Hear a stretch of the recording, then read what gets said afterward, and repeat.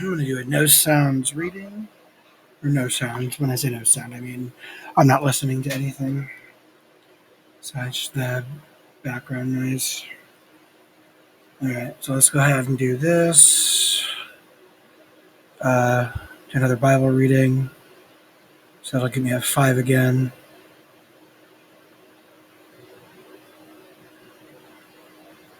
So it's going to be 2 Kings 3 through 11.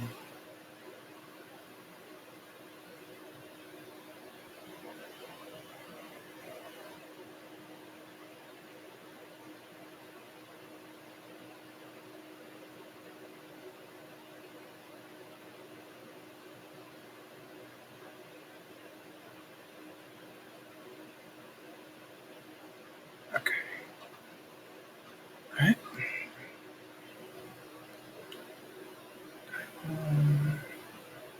2 Kings 3 through 11. Yep. 3.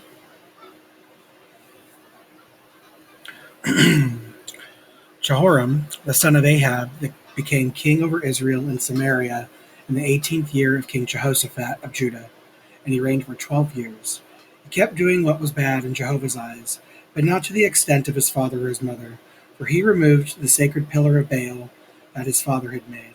However, he clung to the sins that Jeroboam the son of Nebat had caused Israel to commit. He did not depart from them.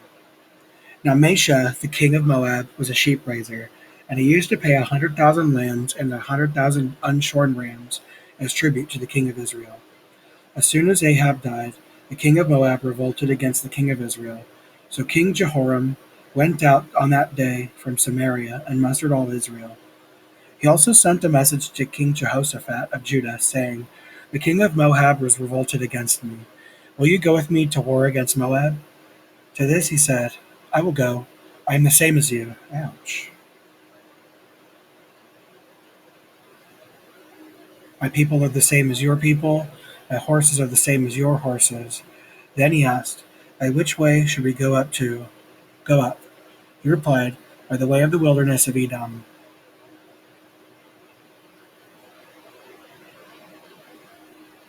The king of Israel then set out with the king of Judah and the king of Edom.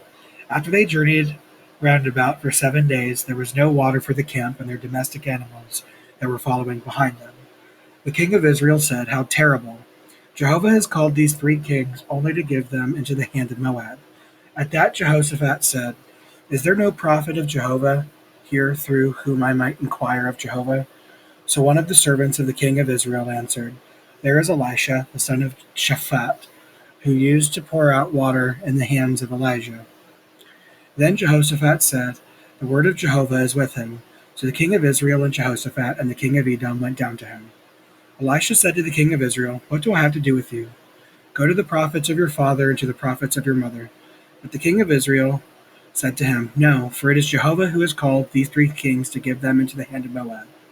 To this Elisha said, "As surely as Jehovah of armies, whom I serve, is living, if I did not have regard for King Jehoshaphat of Judah, I would not look at you or take notice of you.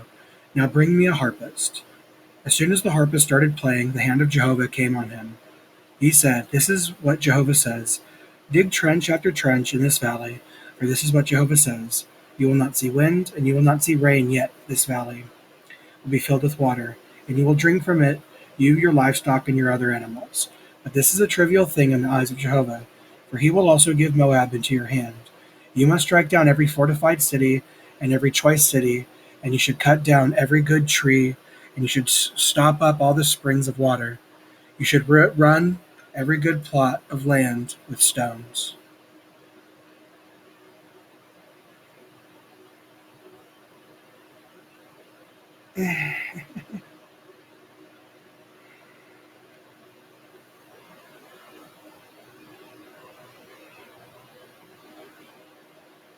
Ouch.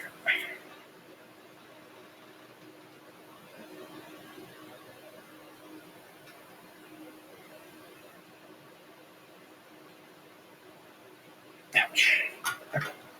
Yeah. Ah.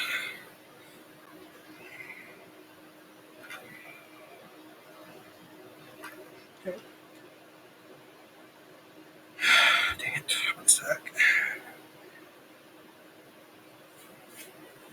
Dang it. Oh, I need my glasses.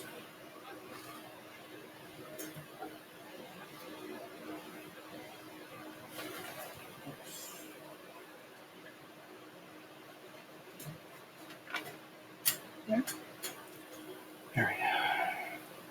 Get my anti-blues on. Alright. This is a true thing. You must strike down every fortified city. Stones. And in the morning, at the time of the morning of the grain offering, water was suddenly coming from the direction of Edom, and the land became filled with water. All the Moabites heard the kings had come up to fight against them, so they called together all the men who could bear arms, and they stationed themselves at the border. And they got up early in the morning. The sun was shining on the water, and to the Moabites on the opposite side, the water looked like red blood. They said, "This is blood. The kings have surely slaughtered one into another into the sword." So then to the spoil, O Moab. When they came into the camp of Israel, the Israelites rose up and began striking down the Moabites who fled from them. They advanced into Moab, striking the Moabites down as they went. They tore down the cities. Each man threw a stone into every good plot of land, filling it with stones. They stopped up every kind of water, and they cut down every good tree. Finally, only the stone walls of Kir-Hareseth remained standing, and the slingers surrounded it struck it down. When the king of Moab saw that the battle was lost, he took with him 700 men armed with swords to break through to the king of Edom, but they were not able to. He took his firstborn son, who was going to reign in his place, and offered him up as a burnt sacrifice on the wall. And there came to be a great indignation against Israel, so they withdrew from against him and returned to their land. 2 Kings 4. Now one of the wives of the sons of the prophets cried out to Elisha, saying, "Your servant my husband is dead, and you well know that your servant has always feared Jehovah. Now a creditor has come to take both of my children as his slaves." At this Elisha said to her, "What can I do for you? Tell me, what do you have in the house?" She replied, "Your servant has nothing." Oh.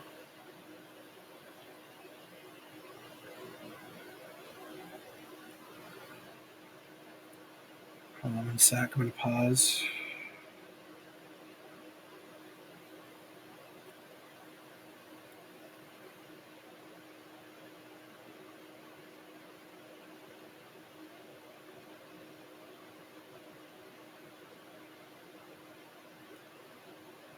Ouch.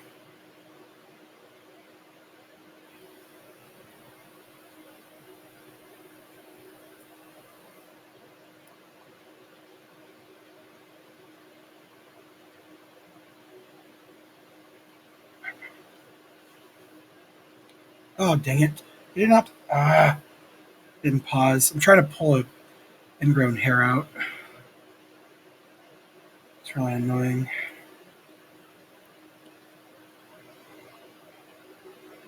I'll just keep it unpaused, I guess. Oh, man, what the fuck?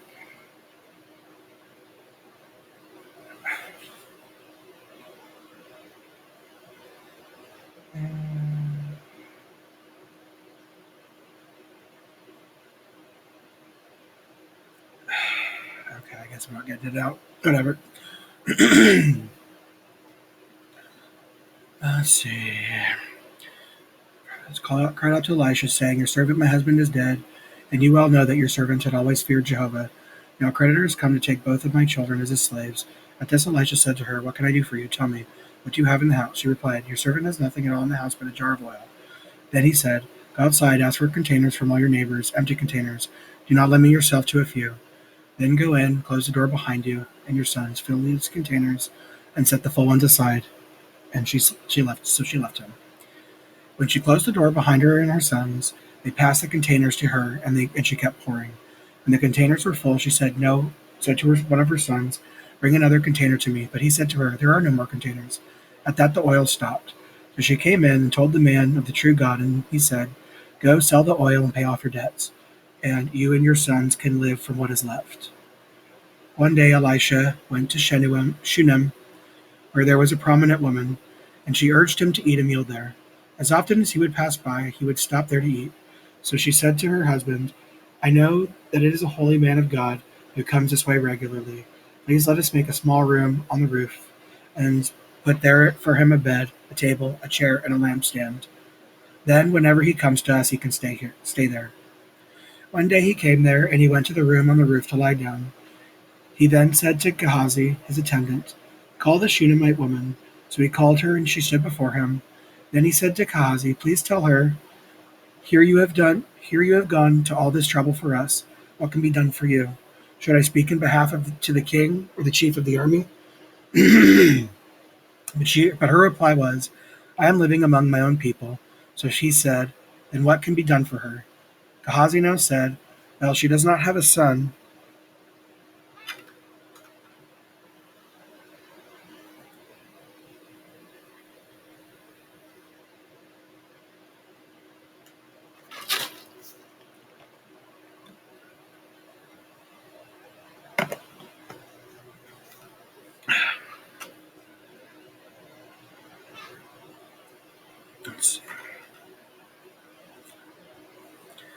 And her husband is old. Immediately he said, "Call her." So he called her, and she stood at the doorway. Then he said, "At this time next year you will be embracing a son." But she said, "No, my master, man of true God, do not tell lies to your servant." However, the woman became pregnant and gave birth to a son at the same time the next year, just as Elisha had told her. The child grew up, and one day he went out to his father, who was with the reapers. He kept saying to his father, "My head, oh my head." Then his father said to the attendant, "Carry him to his mother." So he carried him back to his mother, and he sat on her lap until noon, and then he died. Then he went up and laid him on the bed of the man of the true God, and she shut the door behind her and left. She now called her husband and said, "Send me, please, one of the attendants and one of the donkeys, and let me go quickly to the man of the true God and return." But he said, "Why are you going to see him today? It is not a new moon or a Sabbath." However, she said, "Everything is all right." So she saddled the donkey and said to her attendant, "Go quickly, do not slow down for me unless I tell you to." So she went to the man of the true God at Mount Carmel. As soon as the man of the true God saw her from afar, he said to Gehazi, his attendant, "Look, the Shunammite woman is over there. Please run to meet her and ask her, 'Are you well? Is your husband well? Is your child well?'" To this she said, "All is well." When she came to the man of the true God at the mountain, she at once grabbed hold of his feet. Um, At this, Gehazi came near to push her away, but the man of the true God said, "Let her alone, for she is in bitter distress, and Jehovah has hidden it from me and has not told me." Then she said, "Did I ask my Lord for a son? Did I not say you must not give me a false hope?"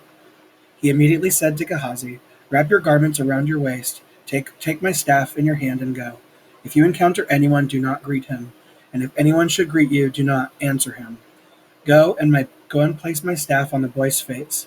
At this the boy's mother said, "As surely as Jehovah is living, and as you yourself are living, I will not leave you."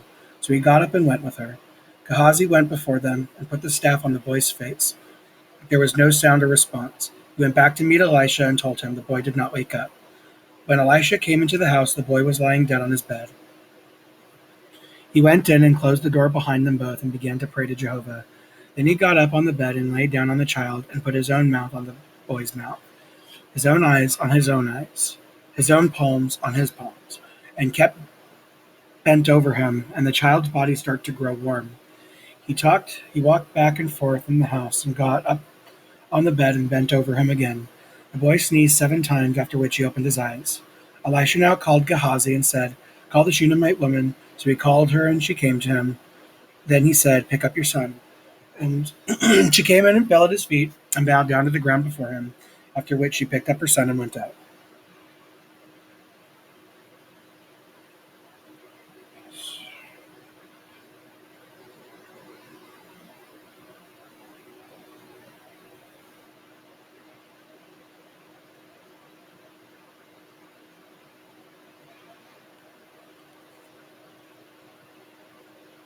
When Elisha returned to Gilgal, there was famine in the land.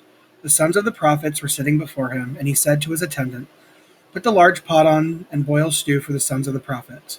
So one of them went out to the field to pick mallows, and he found a wild vine and picked wild gourds from it. Filling his garment, he then returned and sliced them in the stew pot, not knowing what they were. Later they served it to the men to eat, but as soon as they ate from the stew, they cried out, "There is death in the pot, O man of the true God!" And they could not eat it. So he said, "Bring some flour." After he threw it into the pot, he said, "Serve it to the people," and nothing harmful was in the pot. A man came from Baal Shalisha, and he brought the man of the true God 20 loaves of barley bread, made it from the first ripe fruits, and made as well as a bag of new grain.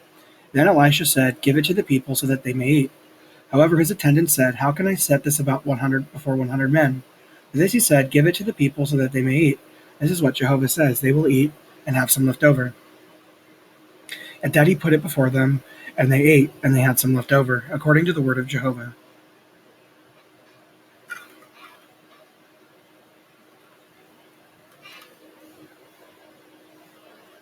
Okay. Kings 5, 2 Kings 5. Now Naaman, the army chief of the king of Syria, was a prominent man who was held in esteem by his lord, because through him Jehovah had given victory to Syria. He was a mighty warrior, although he was a leper. On one of their raids, the Syrians had taken captive from the lands of Israel a little girl who became a servant to Naaman's wife. She said to her mistress, "If only my word would visit the prophet in Samaria, then he would cure him of his leprosy." So he went and reported to his lord, telling him of what the girl from Israel had said. Then the king of Syria said, "Go now, and I will send a letter to the king of Israel." So he went, telling him with 10 talents of silver, 6,000 pieces of gold, and 10 changes of garments. He brought to the king of Israel the letter, which read, "Along with this letter that has come to you, I send my servant Naaman, so that you may cure him of his leprosy." As soon as the king of Israel read the letter, he ripped his garments apart and said, "Am I God to put to death and to keep alive? For he is sending this man to me, telling me to cure him of his leprosy. You can see for yourselves that he is seeking a quarrel with me." But when Elisha, the man of the true God, heard that the king of Israel had ripped his garments apart, he at once sent word to the king, "Why did you rip your garments apart? Please let him come to me, so that he may know that there is a prophet in Israel." So Naaman came with his horses and his war chariots, and stood at the entrance of the house of Elisha. However, Elisha sent a messenger to tell him, "Go wash 7 times in the Jordan, and your flesh will be restored, and you will be clean." At this, Naaman became indignant and started to leave, saying, "Here I said to myself, he will come out to me and stand here and call on the name of Jehovah his God, moving his hand back and forth over the leprosy to cure it. Are not the Abana and the Parfar, I keep saying it wrong, Pharpar, the river of Damascus, better than all the waters of Israel? Can I not wash in them and become clean?" With that he turned and went away in a rage. The servant now approached him and said, "My father, if the prophet had told you to do something extraordinary, would you not do it? How much more then, since he only said to you, 'Wash and be clean'?" At that he went down and plunged into the Jordan 7 times, according to the word of the man of the true God. Then his flesh was restored like the flesh of a little boy, and he became clean. After that he went back to the man of the true God, he and all his entourage. And he stood before him and said, "Now I know that there is no God anywhere in all the earth but in Israel. Now accept please a gift from your servant." However, Elisha said, Surely as Jehovah, whom I serve, is living, I will not accept it." He urged him to accept it, but he kept refusing. Finally, Naaman said, "If not, please let your servant be given 2 mule loads of soil from this land, for your servant will no longer offer a burnt offering or a sacrifice to any other gods other than Jehovah. But may Jehovah forgive your servant for this one thing. When my lord goes into the house of Rimmon to bow down there, he supports himself on my arm. So I have to bow down at the house of Rimmon. When I bow down at the house of Rimmon, may Jehovah please forgive your servant for this." At this he said to him, "Go in peace." After he departed from him and had traveled for some distance, Gehazi, the attendant of Elisha, the man of the true God, said to himself, "Here my master has spared the Syrian Naaman by not accepting from him what he brought. As surely as Jehovah is living, I will run after him and take something from him." So Gehazi chased after Naaman. When Naaman saw someone running after him, he got down from his chariot to meet him and said, "Is everything all right?" This he says, "All is well. My master sent me, saying, 'Look, just now 2 young men from the mountainous region of Ephraim, from the sons of the prophets, came to me. Give them, please, a talent of silver and 2 changes of garments.'" Naaman said, "Go on, take 2 talents." He kept urging him, and he wrapped up 2 talents of silver in 2 bags with changes of garments and gave them to 2 of his attendants, who carried them before him.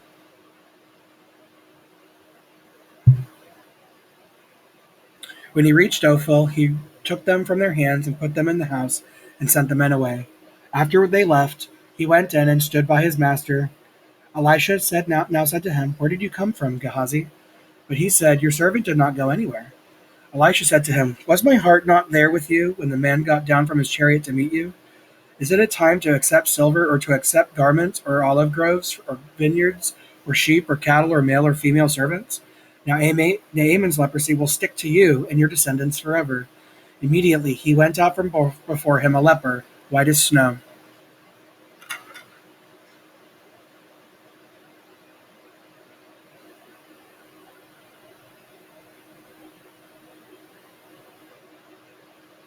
Okay. Okay, 2 Kings 6. The sons of the prophet said to Elisha, "Look, the place where we are staying with you is too cramped for us. Please let us go to the Jordan. Let each of us go take a log from there and make a place where we can dwell." He said, "Go." One of them said, "Will you please come along with your servants?" At that he said, "I will come." So he went with them, and they came to the Jordan and began to cut down the trees. As one of them was cutting down a tree, the axe head fell into the water, and he cried out, "Alas, my master, it was borrowed." The man of the true God said, "Where did it fall?" So he showed him the place. He then cut off a piece of wood and threw it there and made the axe head float. He said, "Lift it out." So he reached out his hand and took it.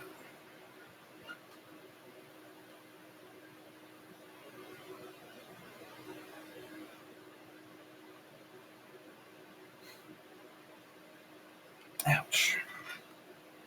Now the king of Syria went to war in Israel. He consulted with his servants and said, "I will encamp at such and such a place with you." Then the man of the true God sent word to the king of Israel, saying, "Beware of passing by this place, because that is where the Syrians are coming down." So the king of Israel sent word to the place that the man of the true God had warned him about. He kept warning him, and he stayed away from there on several occasions. This enraged the king of Syria, so he summoned his servants and said to them, "Tell me, who among us is on the side of the king of Israel?" Then one of the servants said, "None of us. My lord is the king. It is Elisha, the prophet in Israel, who tells the king of Israel the things that you say in your own bedroom." He said, "Go and find out where he is, so that I may send men to capture him." Later the report was made to him, "He is in Dothan." He immediately sent horses and war chariots there, as well as a large army. They came by night and surrounded the city. When the attendant of the man of the true God rose early and went outside, he saw that an army with horses and war chariots was surrounding the city. At once the attendant said to him, "Alas, my master, what are we to do?" But he said, "Do not be afraid, for there are more who are with us than those who are with them." Then Elisha began to pray and say, "O Jehovah, open his eyes, please, that he may see." Immediately Jehovah opened the attendant's eyes, and he saw, and look, the mountainous region was full of horses and war chariots of fire all around Elisha.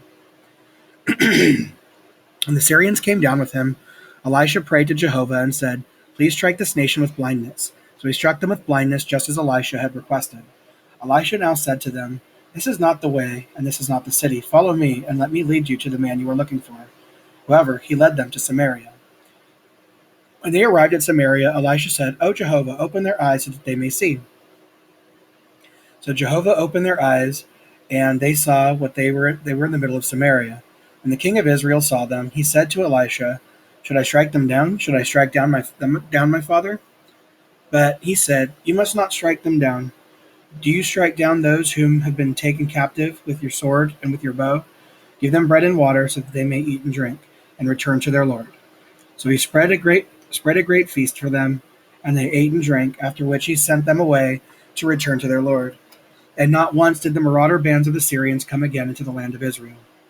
Afterward, Ben-Hadad, the king of Syria, gathered all his army together and went up and besieged Samaria. So there was a great famine in Samaria, and they besieged it until a donkey's head was worth 80 silver pieces, and a fourth of a cab measure of dove's droppings was worth 5 silver pieces. As the king of Israel was passing by on the wall, a woman cried out to him, "Help us, O my lord the king."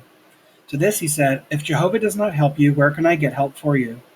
From the threshing floor, or from the wine or oil press?" The king asked her, "What is the matter with you?"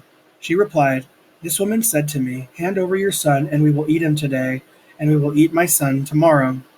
So we boiled my son and ate him. The next day I said to her, 'Hand over your son so that we may eat him,' but she hid her son." As soon as the king heard the woman's words, he ripped his garments apart. When he passed by on the wall, the people saw that he was wearing sackcloth under his clothes. Then he said, "So may God do to me and add to it if the head of Elisha the son of Shaphat remains on him today." Elisha was sitting in his house, and the elders were sitting with him. The king sent a man ahead of him, but before the messenger arrived, Elisha said to the elders, "Have you seen how this son of a murderer has sent to take off my head? Watch when the messenger comes, close the door, and hold the door shut against him. Is not the sound of his lord's footsteps behind him?"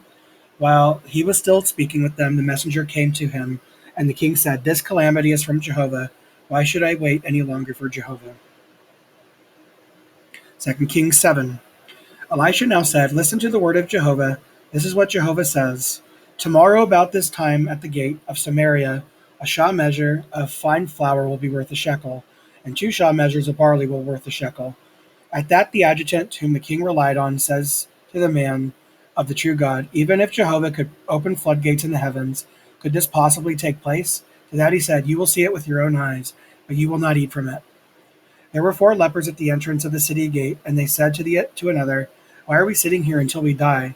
If we say, 'Let us go into the city,' while the famine is in the city, we would die there. If we sit here, we will die anyway. So now let us go over to the camp of the Syrians. If they spare our lives, we will live, but if they put us to death, then we will die." They then got up in the evening darkness and entered the camp of the Syrians. When they reached the outskirts of the Syrian camp, there was nobody there. For Jehovah had caused the Syrian camp to hear the sounds of war chariots and horses, the sound of a huge army. So they said to one another, "Look, the king of Israel has hired the kings of the Hittites and the kings of Egypt to come against us." They immediately got up and fled in the evening darkness, leaving their tents, horses, donkeys, and the whole camp just as it was, and they fled for their lives.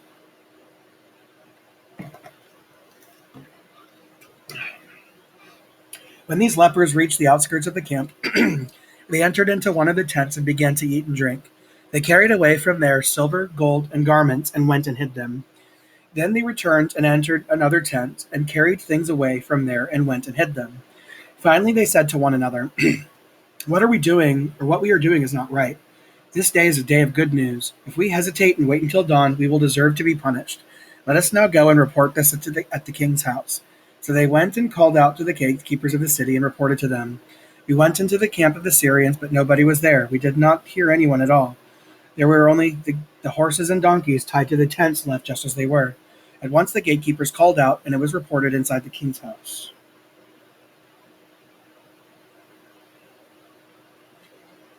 Immediately the king got up by night and said to his servants, "Please let me tell you what the Syrians have done to us. They know that we are hungry." So they left the camp to hide in the fields, saying, "They will come out of the city, and we will catch them alive and enter into the city."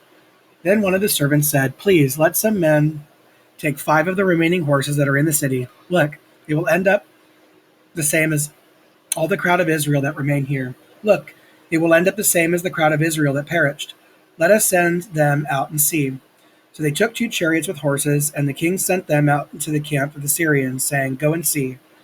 They followed them as far as the Jordan, and the entire way was covered with garments and utensils that the Syrians had thrown away as they fled in panic. The messengers returned and reported it to the king. The people then went out and plundered the camp of the Syrians, so that a shah measure of fine flour came to be worth a shekel, and 2 shah measures of barley came to be worth a shekel, according to the word of Jehovah. The king had appointed the adjutant, whom had he relied on to be in charge of the gate, but the people trampled him to death at the gate. just as the man of the true God had told the king when he came down with him.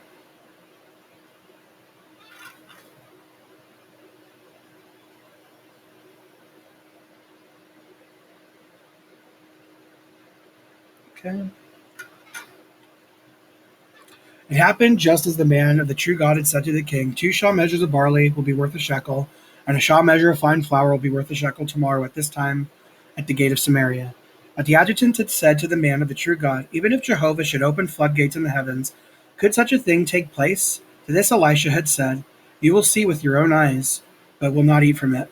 That is exactly what happened to him because the people trampled him to death at the gate.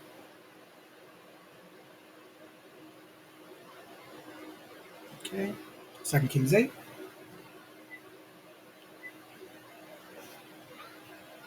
Elisha said to the woman whose son he had restored to life, rise up and go, you with your household, and live as a foreigner wherever you can. For Jehovah has declared a famine, and it will become on the land, or will come on the land for 7 years. So the woman got up and did what the man of the true God said. She went with her household and settled in the land of the Philistines for 7 years. At the end of the 7 years, the woman returned from the land of the Philistines and went to appeal to the king for her house and her fields. Now the king was speaking to Gehazi, the attendants of the man of the true God, saying, relate to me, please, all the great things that Elisha has done. Just as he was relating to the king how he had restored the dead one to life, the woman whose son he had restored to life came to the king, appealing for her house and her fields.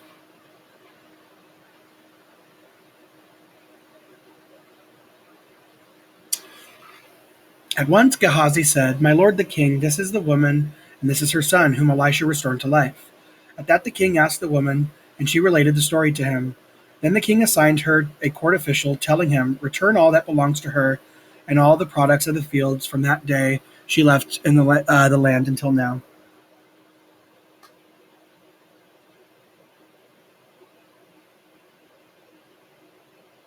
Sorry, one sec.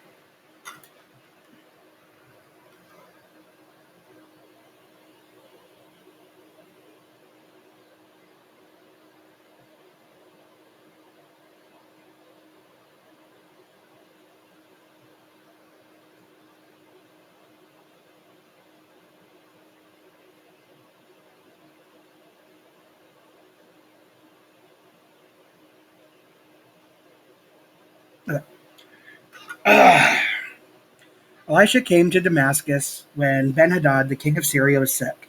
So the report was made to him, the man of the true God has come here. At that the king said to Hazael, take a gift with you and go and meet the man of the true God. Inquire of Jehovah through him, asking, will I recover from this sickness? Hazael went to meet him and took a gift with him, every sort of good thing of Damascus. The load of 40 camels, he came and stood before him and said, your son Ben-Hadad, the king of Syria, has sent me to you, asking, will I recover from this sickness? Elisha replied to him, go and tell him, and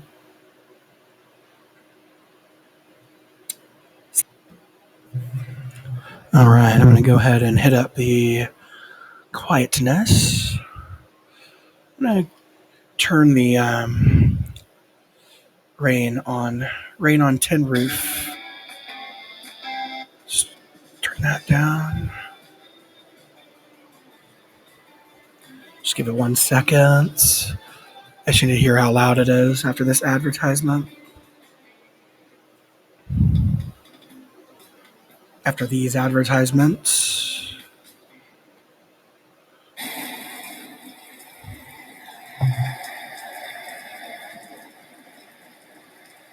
Okay. All right. That sounds nice. Okay, let's see. Take a gift for you and meet the man of the true God. Inquire of Jehovah through him, asking, will I recover from this sickness? Hazael went to meet him and took a gift with him, every sort of good thing of Damascus.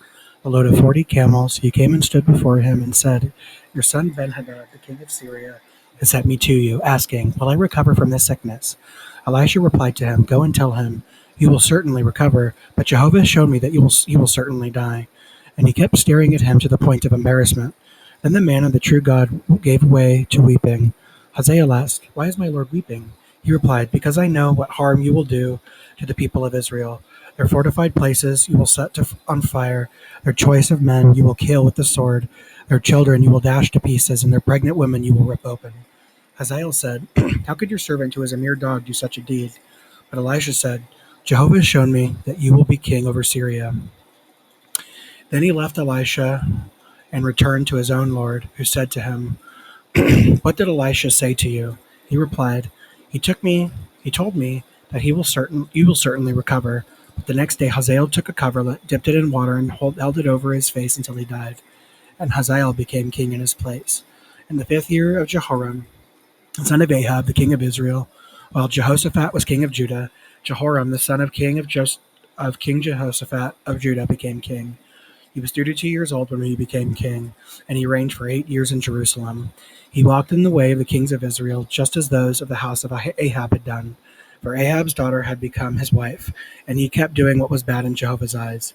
But Jehovah did not want to bring Judah to ruin for the sake of David his servant, since he had promised him to give a lamp to him, to his sons always, and to his sons always.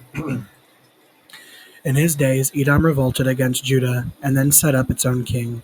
So Jehoram crossed over to Zaire with all its chariots, and he rose up by night and defeated the Edomites who were surrounding him. And the chariot commanders and the troops fled to their tents. But Edom has kept up its revolt against Judah to this day.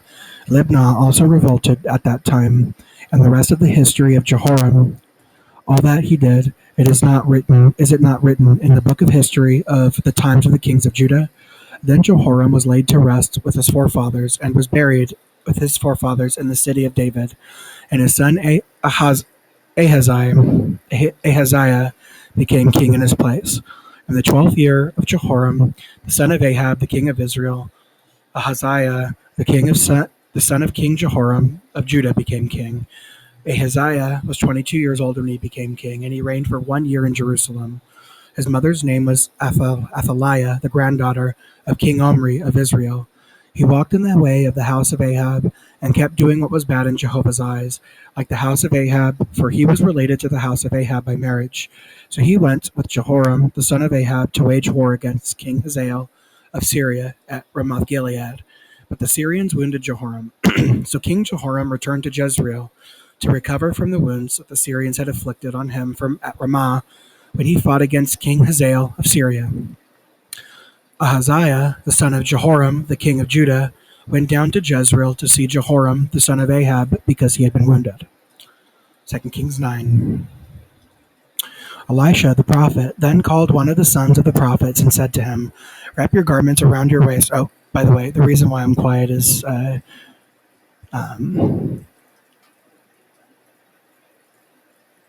roommate is sleeping, so we're going to bed now.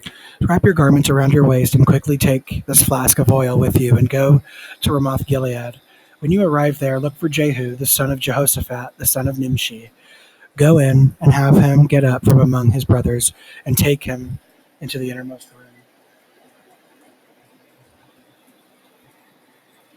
Then take the flask of oil and pour it out on his head and say, "This is what Jehovah says. I anoint you as king over Israel." Then open the door and flee without delay. So the prophet's attendant got on his way to Ramoth Gilead.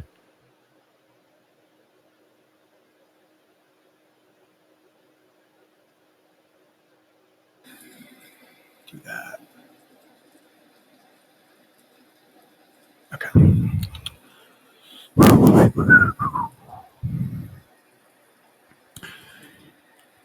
are you at? When he arrived, the army chiefs were seated there. He said, "I have a message for you, O chief." Jehu asked, "For which one of us?" He said, "For you, O chief." So Jehu got up and went into the house. The attendant poured oil on his head and said to him, "This is what Jehovah, the God of Israel, says. I anoint you as king over Jehovah's people, over Israel. You must strike down the house of Ahab, your lord, and I will avenge the blood of my servants, the prophets, and of all the servants of Jehovah who died at the hand of Jezebel. And the whole house of Ahab will perish, and I will annihilate from Ahab every male, including the helpless and weak in Israel.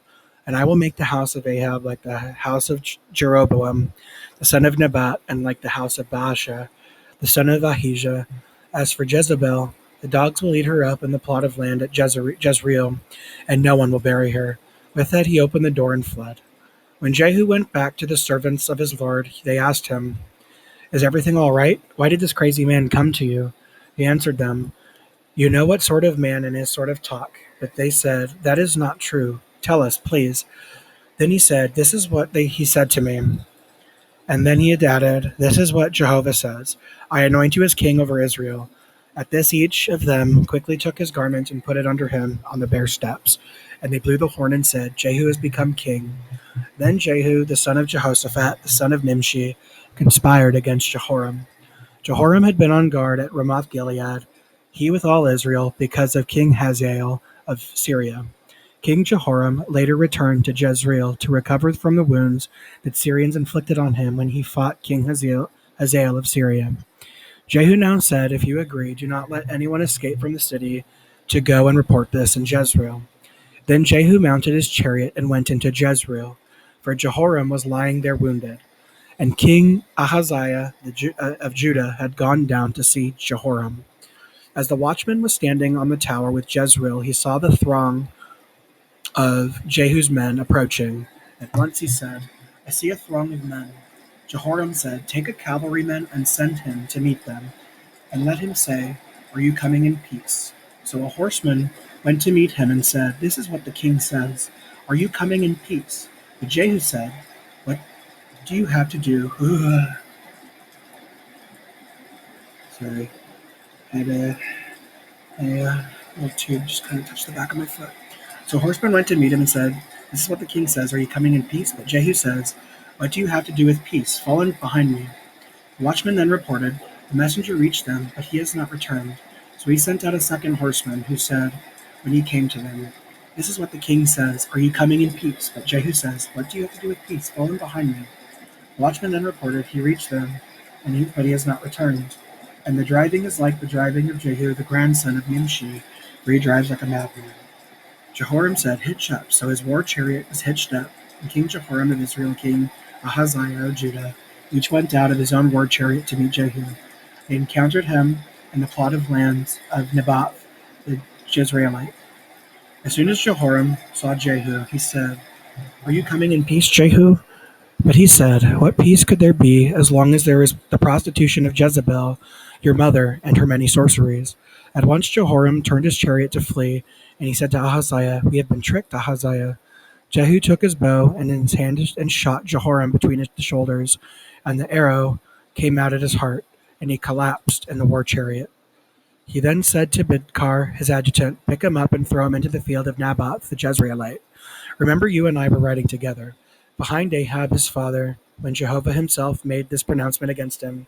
As surely as I saw the blood of Naboth and the blood of his sons yesterday, declares Jehovah, I will repay you in this very plot of land, declares Jehovah. So now pick him up and throw him into the plot of land according to the word of Jehovah."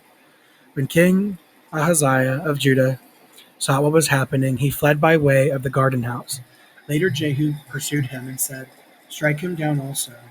So they struck him down in the chariot on his way up to Gur, which is by Ibleam. But he continued his fight to Megiddo and died there. Then his servants carried him in a chariot to Jerusalem, and they buried him in his grave with his forefathers in the city of David. It was in the 11th year of Jehoram, the son of Ahab, that Ahaziah had become king over Judah. When Jehu came to Jezreel, Jezebel heard of it. So she painted her eyes with black paint and adorned her head and looked down through the window. As Jehu came in through the gate, she said, "Did it go well with Zimri, the killer of his lord?" Looking up to the window, he said, "Who is on my side?" "Who?" Immediately 2 or 3 court officials looked down at him. He said, "Throw her down." So they threw her down, and some of her blood splattered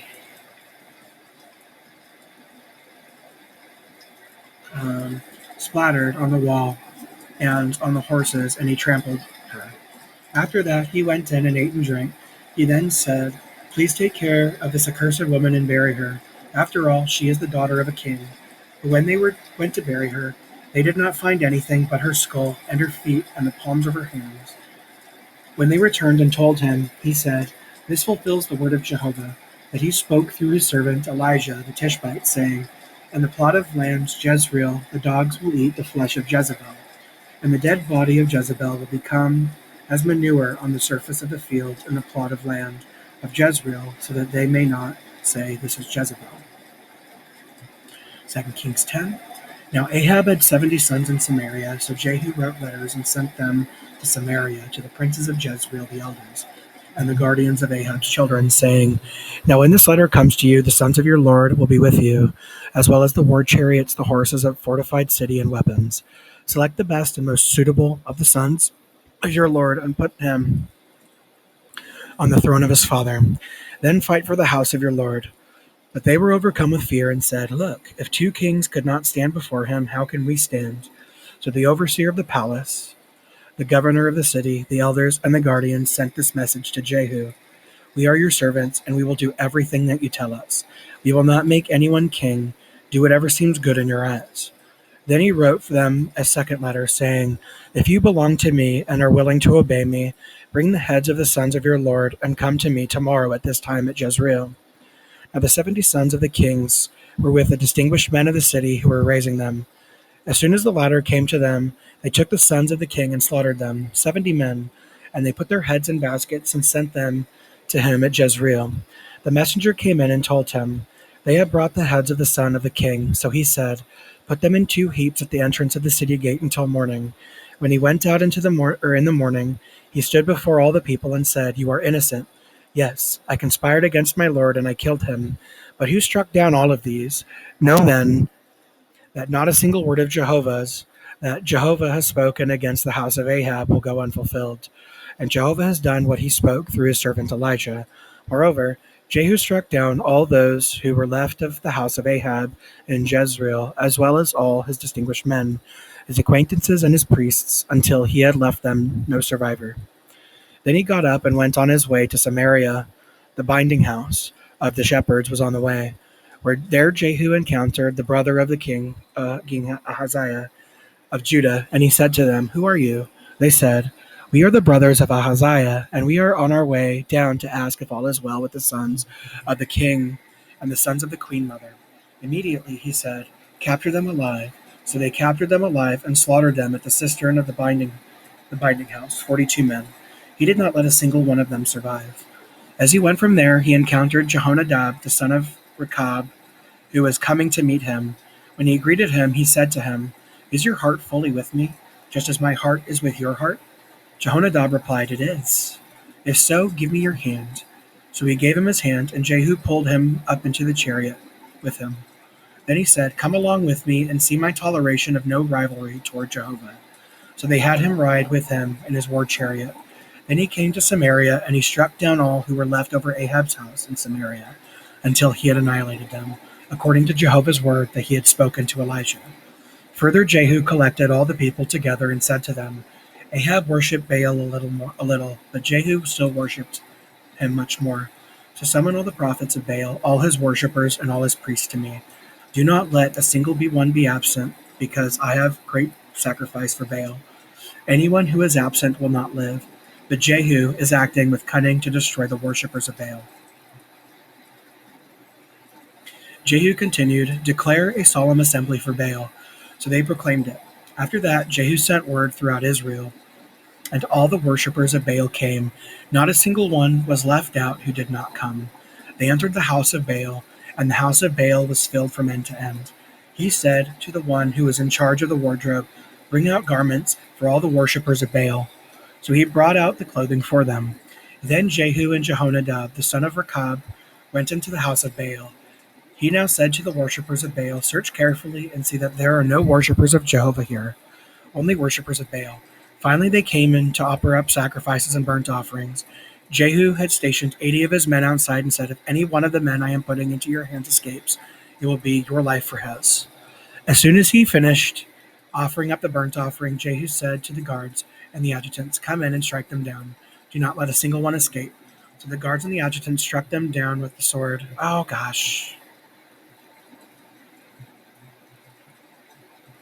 Sword, and threw them out. And they kept going as far as the inner sanctuary of the house of Baal. Then they brought out the sacred pillars of the house of Baal and burnt each one. They tore down the sacred pillar of Baal, and they tore down the house of Baal. and turned it into latrines, as it remains to this day. Thus Jehu annihilated Baal out of Israel. However, Jehu did not turn away from the sins that Jeroboam the son of Nebat had caused Israel to commit in regards to the golden calves that were in Bethel and in Dan. So Jehovah said to Jehu, "Because you have acted well and have done what is right in my eyes by carrying out all that was in my heart to do to the house of Ahab, 4 generations of your sons will sit on the throne of Israel." But Jehu did not take care to walk away in the law of Jehovah, the God of Israel, with all his heart. He did not turn away from the sins that Jeroboam had caused Israel to commit. In those days, Jehovah started to cut off Israel piece by piece. Hazael kept attacking them throughout the territory of Israel, from the Jordan eastward, all the land of Gilead, of the Gadites, the Reubenites, and the Manassites, from Aroer, which is by the Arnon Valley, to Gilead and Bashan. And the rest of the history of Jehu, all that he did and all his mightiness, is it not written in the book of the history of the times of the kings of Israel? Then Jehu was laid to rest with his forefathers, and they buried him in Samaria, and his son Jehoahaz became king in his place. The length of Jehu's reign over Israel was 28 years in Samaria. I think it was 11. Yep. 2 Kings 11. Now when Athaliah, Ahaziah's mother, saw that her son had died, she rose up and destroyed the entire royal line. However, Jehosheba, the daughter of King Jehoram, Ahaziah's sister, took Jehoash, the son of Ahaziah, and stole him away from among the sons of the king who were to be put to death, keeping him and his nurse in an inner bedroom. They managed to keep him concealed from Athaliah, and he was not put to death. He remained with her for 6 years, hidden at the house of Jehovah, while Athaliah was ruling over the land. In the 7th year, Jehoiada sent for the chiefs of hundreds and of the Carian bodyguard and of the palace guards, and he had them come at him at the house of Jehovah. He made a pact with them and had them swear to it at the house of Jehovah, and then he showed them the son of the king. He ordered them, "This is what you are to do. 1/3 of you will be on duty on the Sabbath and will keep strict watch over the king's house. Another third will be at the gate of the foundation, and another third will be at the gate behind the palace guards. You will take turns watching over the house. Your 2 divisions that are supposed to be off duty on the Sabbath must keep strict watch over the house of Jehovah to protect the king. You must surround the king on every side, each with his weapons in hand. Anyone entering within the rings will be put to death. Stay with the king wherever he goes." The chiefs of hundreds did exactly what Jehoiada the priest had commanded. So each one took his men who were on duty on the Sabbath, together with those who were off duty on the Sabbath, and they came in to Jehoiada the priest. The priest then gave the chiefs of hundreds the spears and the circular shields that had belonged to King David, which were in the house of Jehovah, and the palace guards took their positions, each with his weapons in hand, from the right side of the house to the left side of the house, by the altar and by the house, all around the king. Then Jehoiada brought the king's son out and put on him the crown and the testimony, and they made him king and anointed him. They began to clap their hands and say, "Long live the king." When Athaliah heard the sounds of the people running, she immediately came to the people at the house of Jehovah. Then she saw the king standing there by the pillar according to the custom. The chiefs and the trumpeters were with the king, and all the people of the land were rejoicing and blowing out trumpets. At this, Athaliah ripped her garments apart and cried out, "Conspiracy! Conspiracy!"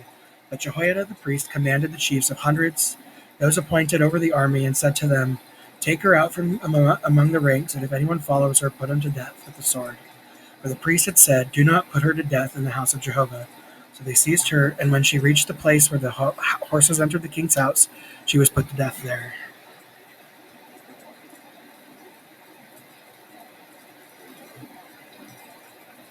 Okay. Then Jehoiada made a covenant between Jehovah and the king and the people, that they would continue as the people of Jehovah, and he also made a covenant between the king and the people. After that, all the people of the land came to the house of Baal and tore down his altars, completely smashed his images, and killed Matan, the priest of Baal, in front of the altars. Then the priest anointed overseers over the house of Jehovah.